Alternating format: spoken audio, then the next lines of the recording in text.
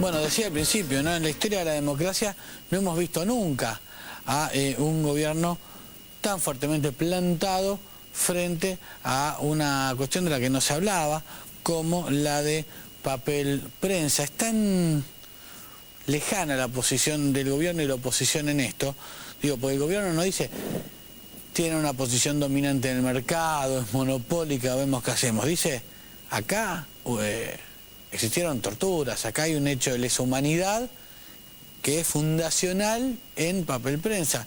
Por el otro lado, la oposición no dice, bueno, lo vamos a estudiar, me parece que no es así. Dicen, acá lo que hay es un intento por apropiarse de la palabra escrita. Es tan lejana, como pocas veces vi la posición del gobierno y la oposición, que hemos traído aquí a dos representantes que yo creo que pueden debatir con altura el asunto. Gracias Burrich, gracias López. ¿Quién empieza? ¿Qué pasó esta tarde? Esta tarde me parece que pasó algo importante y en un sentido bastante medido. Por un lado, el gobierno nacional sacó un informe sobre papel prensa después de una investigación que hace una comisión encomendada por la Presidenta de la Nación, ya que el Estado Nacional es socio minoritario de la empresa, y de ese informe surge la posibilidad de que el acto de compra estuviera viciado de nulidad por vicio de la voluntad de los accionistas de aquel entonces, amedrentados por toda la situación que se vivía durante la dictadura militar. Hay una serie de presunciones que hoy presenta la Presidenta de la Nación y que tienen que ver con la fecha de las compras, la fecha de la detención de Lidia Papeleo de Graiber y de toda la familia, y testimonios que dan cuenta de la tortura. Exactamente. Sí, bueno, todo lo que tiene que ver con la puesta a disposición del Poder Ejecutivo, el haber estado en el Pozo de Banfield, en el Vesubio, las torturas, digamos, eso estaba comprado desde hace mucho tiempo y va por un camino aparte, o siempre fue por un camino aparte. Sí. De hecho, hay condenas que dictó la Cámara Federal de La Plata en junio de este año que verifican esto. Lo que no se había hecho era la relación entre eso y la inhibición en la voluntad, por decirlo de alguna manera, o la falta de voluntad de venta en ese momento de la familia Graiber. Entonces, el gobierno dice, sospechamos de esto, instruye al Procurador del Tesoro y al Secretario de Derechos Humanos a que hagan la denuncia penal correspondiente por esa posibilidad de ser anulada la compra por un vicio en el acto. Pero por otro lado dice, bueno, también nosotros notamos irregularidades que pueden llegar a llevar adelante la comisión de un delito y que tiene que ver con la competencia desleal, con la subfacturación del papel para sus propias empresas, bueno, esta competencia desleal cobrándole a mayor precio a los competidores.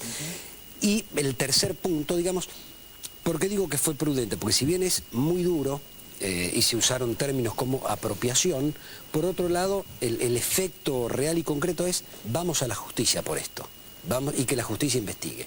Y por otro lado, la Presidenta de la Nación anuncia que va a enviar al Congreso de la Nación un proyecto de ley para que la actividad de papel prensa se declare de interés público, porque en realidad es una empresa privada con participación del Estado en su capital. Exactamente.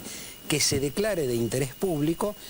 Y si el Congreso la declara de interés público, entonces sí puede haber normas regulatorias. Si no declara de interés público, no puede haber normas regulatorias, y que apuntan, en principio, a la provisión de papel a la competencia en iguales condiciones. Ahora, Patricia, esto en el marco, como decías, Gustavo, que se plantó el gobierno. Gustavo, escuché efectivamente que la Presidenta dijo, yo confío en la división de poderes, estoy yendo a la justicia, sin embargo entiendo que el calificativo de prudente que Gustavo le asigna no es el que ve la oposición. Bueno, porque esto está enmarcado en una guerra que el gobierno le ha declarado a determinados grupos de medios que ellos consideran que no traducen bien lo que es la palabra oficial. Ellos desde el principio del gobierno se tiraron contra el diario La Nación, desde el primer día empezaron a hacerlo. Y pasados algunos años del gobierno, después del conflicto del campo, comenzaron una batalla muy fuerte contra el Grupo Clarín.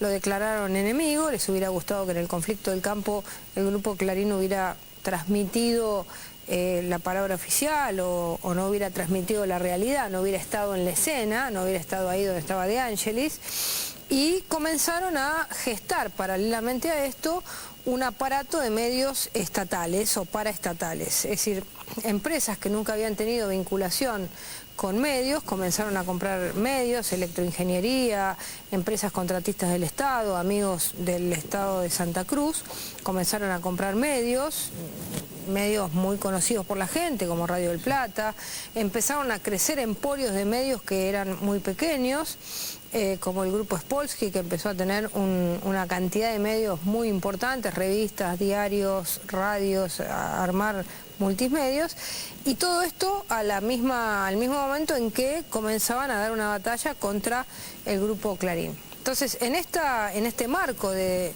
decisión del Estado de declarar determinados enemigos, se enmarcan todas las decisiones tomadas posteriormente.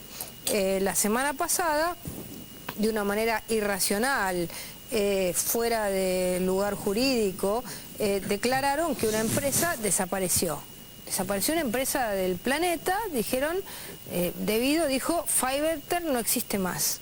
Una empresa que durante meses y años hizo publicidad, todo el mundo la veía, la gente la contrataba, tenían sus usuarios, y de golpe el gobierno, por una decisión mal tomada, administrativa, decide que esa empresa desaparece. Una semana después arma una historia oficial, ¿no? Un relato oficial, me hacía acordar a la película Katyn, que es una película en la que durante 40 años los soviéticos logran demostrar que a los oficiales polacos los habían matado los alemanes, cuando en realidad los habían matado los soviéticos. Durante 40 años mantienen una mentira como verdad.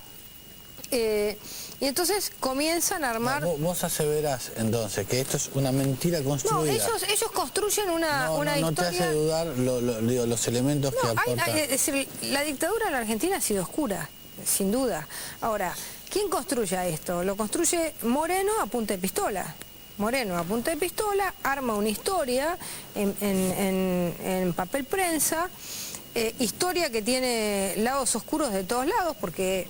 Acá tenés las declaraciones de Lidia Papaleo diciendo que iba a pedirle por favor una entrevista a Videla. Es decir, es toda una cosa... Yo te invito a interrumpirla porque... Cuando quieras, pero déjame que termine el relato. Entonces, ¿cuál es el paso que viene ahora? Es decir, el paso no es conocer la verdad. El paso es construir sobre el uso de los derechos humanos como instrumento de poder, es destruir el Grupo Clarín. Entonces, lo que yo les digo a los oficialistas es que sean más claros, que hagan lo que hizo Chávez. Chávez iba por la calle y decía, este desaparece. En cambio acá, viste, le quieren buscar, digamos, el lado legal, cuando no hay lado legal. Es decir, la Constitución, nuestras leyes...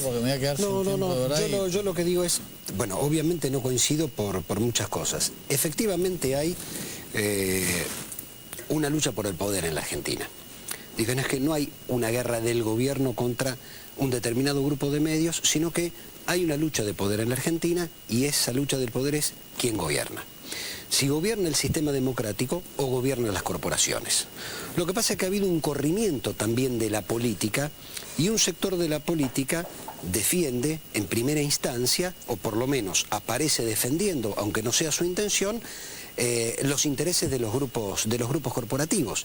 Entonces, esa puja por el poder real en la Argentina, que no arranca en la 125, digo, esta puja por el poder en la Argentina se dio en enero de 1989 con Alfonsín, con la hiperinflación, se dio, no bien asume Menem, cuando viene la pelea entre los acreedores internos y los acreedores externos, a ver quién se queda con el sistema de privatizaciones, y finalmente terminan ganando los bancos que se quedan con el sistema, y esta puja existió siempre. Entre el año 2002, 2003 y el año 2005, cuando el país estaba en llamas, Kirchner, a partir del 2003, pudo hacer porque las corporaciones necesitaban que alguien volviera a poner orden, que la mesa, que estaba pata para arriba, estuviera bien. Y a partir de allí empezó nuevamente la disputa. La diferencia es que este gobierno ha decidido disputar. No, entonces, este gobierno lo que hace es, digamos... ha decidido disputar y dentro de la ley, por eso está mandando Gustavo, toda la justicia. Lo que hace este gobierno es construir un aparato estatal y paraestatal de medios de comunicación.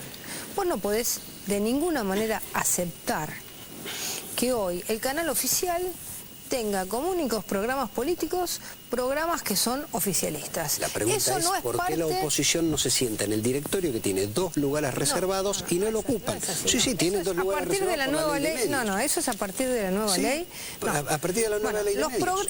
Tiene 2 lugares allí, la programación 2 lugares en la autoridad federal y 4 en la bicameral. La programación del canal estatal es una programación pro-oficialista.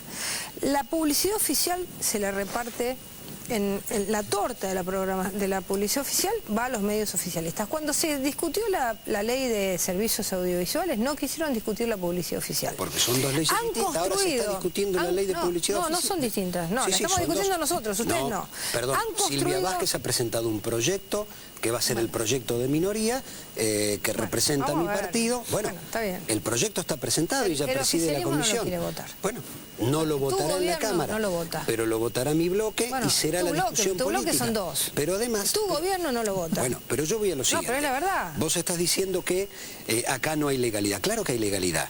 Hay una investigación del gobierno y el gobierno dice... a ver, la investigación de Moreno a punta de pistola.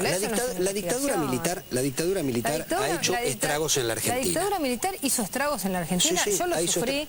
Yo vos estuviste exiliada en la... Yo estuve afuera. Yo perdí todos mis amigos. Entonces, yo tengo autoridad para hablar de eso. Pero yo también tengo autoridad para hablar de eso y la presidenta también tiene autoridad para hablar de eso. Totalmente. Pero tenemos 2 puntos de vista diferentes en cuanto a esto. No es eso, el problema no es... ¿Sabes cuál es el problema, Gustavo? El problema es usar los derechos humanos como instrumento para la construcción de un poder absoluto. Eso no lo pueden hacer nunca. Esto no lo no vamos a aceptar, no los vamos a dejar pasar en eso. Pero me parece muy bien porque yo tampoco dejaría pasar un poder absoluto. Este es un gobierno que Lidia Papaleo y Osvaldo Papaleo estaban sentados en primera fila y Hannover también, que fueron detenidos ilegalmente por la dictadura. Hannover dijo el mismo presidente que era testaferro. Sí, detenidos ilegalmente por la dictadura militar y bajo tortura y estaban allí en primera. Pero son 2 cosas distintas. Estaban allí en primera fila. Pero son 2 cosas distintas, Gustavo. Que los diarios fueron cómplices en la dictadura militar, lo fueron.